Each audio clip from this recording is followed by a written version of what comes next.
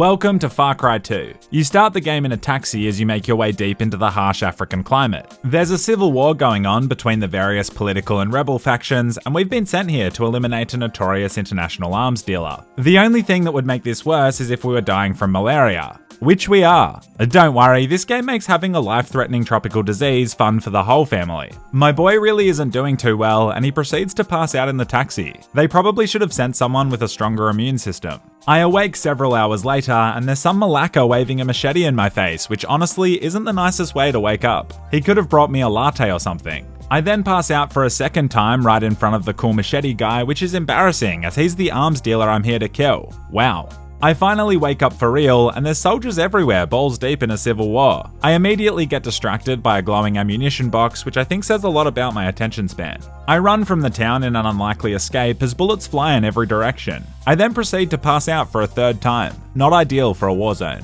I'm rescued by this militia leader, and he's like, I saved you, so you work for me now. He gives me loads of weapons, and I gear up ready for my first mission. My first mission is fixing his car. This is a little anticlimactic as he just gave me an RPG, which would imply a huge explosions, not changing oil. Still, I impressively fix the entire car via tightening one bolt. Mission 2 is getting myself a place to live, which sounds good. I don't think this is where I want to raise my kids, but having somewhere to lie down when the shaking chills hit would be welcomed. It's also a lot easier to get into the property market here than it is in Australia. Haters say war is bad, but now we have a gorgeous little forest hut. Inside, we've got the OG casting couch, a stretcher that screams lower back pain, and this really harmonic industrial light that gives the entire cabin an unpleasant fluorescent white glow.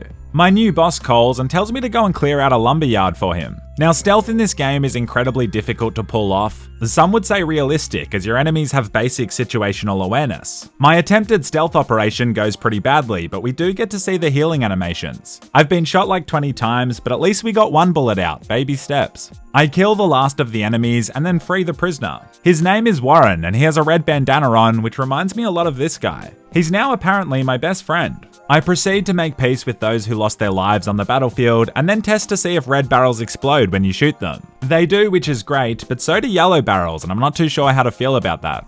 I drive back to my new boss, and he's like, wow, you're alive. I honestly thought that was a suicide mission. I'm glad to see he values the precious gift of human life. Look at the face his bodyguard gives me on the way out. I've never felt so judged in my entire life.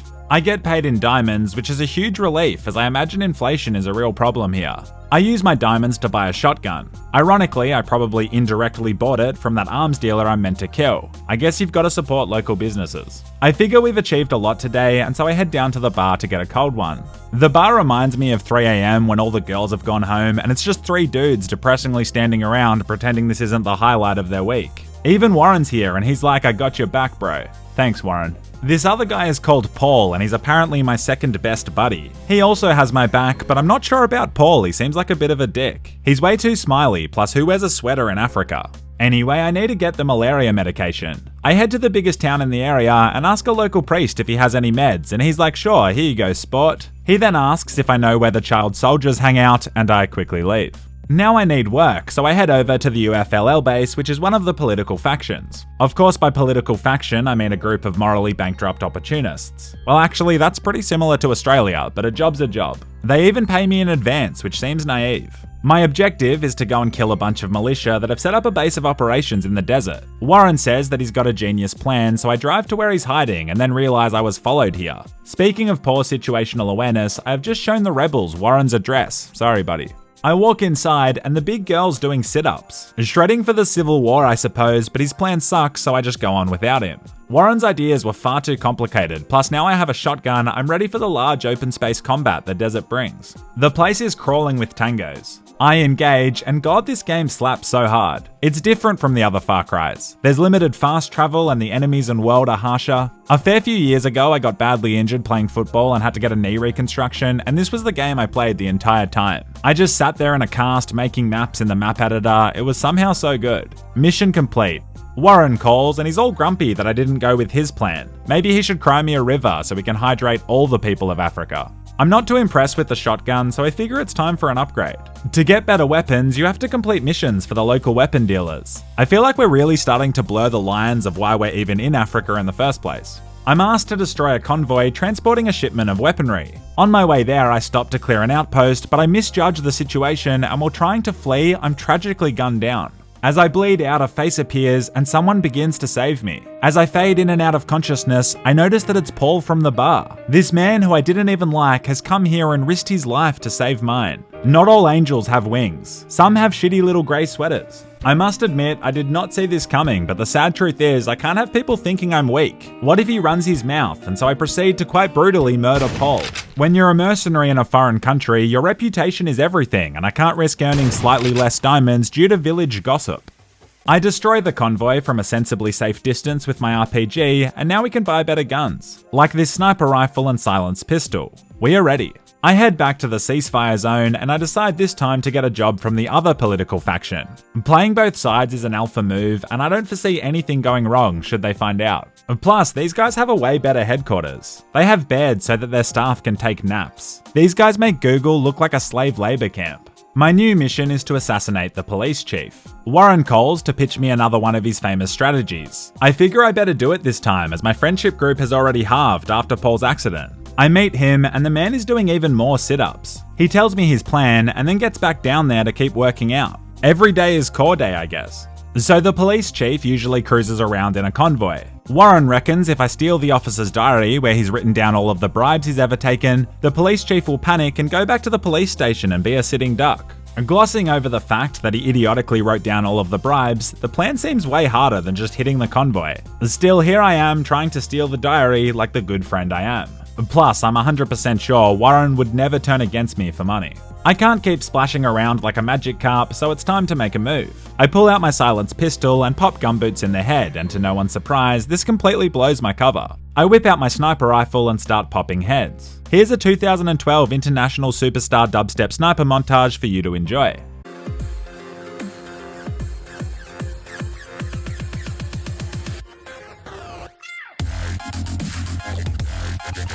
I approach this lad and gently ask him where the book is, and he tells me. And surely he heard the shooting and dubstep and yet chose to relax in here. Weird. Given he didn't lie to me and he's unarmed, I can't just kill him, and so I decide to give him a warrior's death. A 360 no-scope with embarrassingly low sensitivity. I make my way to the police station, but my character isn't exactly the fittest. He's more of a pack-a-day smoker whose emphysema gets triggered every time he jogs 15 meters. Fortunately, the sniper purchase proved to be a good one, as I can now pick off soldiers with ease. I approach the chief, but then get distracted by an explosion outside, giving him a moment to draw his gun. Pretty unprofessional for a hitman, but it all worked out in the end. While still being shot at, Warren calls and asks if I can come and save him. This guy calls more than my girlfriend and Roman Bellic put together. He's in huge trouble. It's almost as if exhausting yourself by doing a billion sit-ups doesn't help much in gunfights. He's hurt bad, and then a message pops up saying that I can kill him if I want to. He's not a horse, and it's not fun if the game encourages unnecessary murder, so I save his life. Warren lives on, but I guess it's rest day from sit-ups. What a lazy piece of shit. I head to the gun shop and buy some IEDs. At this point, I'm single-handedly propping up the African underground economy, but there's a reason I bought this. You see, the best way to hit convoys is to set a trap, and that's exactly what I'm going to do. I get the details from this trustworthy looking individual and roll out. Back when I figured out this method when I was younger, I thought I was the next Steve Jobs. I might not have taken school very seriously, but should I ever find myself working as a mercenary in a failed state, I'm chillin'. It's so satisfying watching it all play out, and now I can buy even better guns, more specifically a flamethrower. Remember how we have malaria? Well, it still hasn't gone away, so I head back to the main town. You're not meant to shoot here, so I just hold out an IED wherever I go so the soldiers know I get mad puss. I talk to the priest again, and he says if I take these travel documents to some refugees, they'll probably give me some medication. On the drive it rains, and so I bless the rains down in Africa. Wow, I suck, but no, I do need to save these refugees and get them out of the country safely. So what's the best way to save prisoners? You're exactly right, burn the entire compound to the ground. I proceed to start a massive fire, trapping my enemies like rats. The fire in this game is absolutely insane, but I have made one small miscalculation. The wind is blowing towards me, and I'm now trapped and will likely burn alive. By some miracle, I slip away and kill the remaining soldiers who are distracted by the burning tree. I don't blame them, it's impressive. I head to where the refugees are locked down, and they're not even being kept as prisoners, they're just chilling in here. They could have come and helped, and like, what was the long-term plan here? What would they have done if I hadn't shown up? I make the trade, and look at how the malaria is affecting these guys. I'm out there starting bushfires and fixing cars while they sit in a broom closet like Harry Potter. Don't let your malaria define you. I do really want to use fire effectively in at least one encounter, and so I get another mission. This time, the objective is to destroy a train cart that is transporting oil. Before approaching, I test the wind conditions. There may have been a better way to do this, as I can only imagine Africa didn't need another bushfire. I sneak around the back of the rail yard and start lighting everything up. Now, beauty is subjective, but this planning and strategy is likely going to get me hired by the Navy SEALs. As the fire ravages the southern side of the yard, I attack from the north in a move I'm going to call the pincer maneuver. Crazy no one's ever thought of doing this before now. Wait until I show you guys the flank and the surround maneuvers, it's going to revolutionize modern combat. If you enjoyed this content, I appreciate it when you leave a like. What a sick game. I think this is my favorite Far Cry, although it's very close with Far Cry 3. I hope you guys are doing great. I love you long time.